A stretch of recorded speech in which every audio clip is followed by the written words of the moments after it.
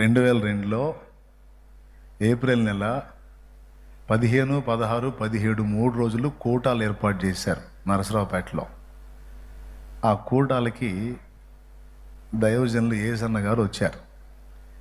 నేను అప్పుడే చర్చికి పోవటం పోయింది, స్టార్టింగ్ అక్కడికి వెళ్ళిన తర్వాత మరి ఈయన అప్పుడు అక్కడ నడిపిస్తున్నాడు దైవజనుడుగా. అక్కడ ఉండి నాకు ఆయన తెలీదు, ఏం తెలుసు, ఎవరు తెలుసు అన్న తెలీదు, నాకేం తెలుసు.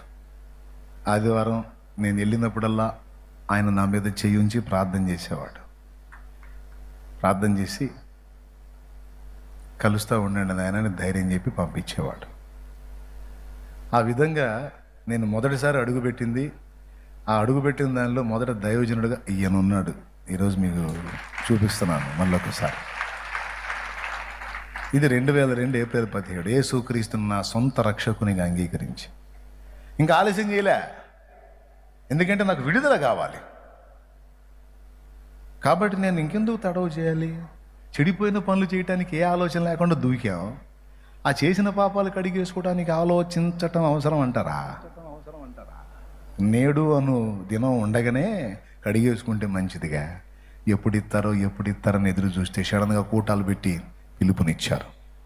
అప్పుడు పోయి బాప్తిస్మం పొందా ఈయన సమక్షంలో, ఆయన చేతుల మీదుగా.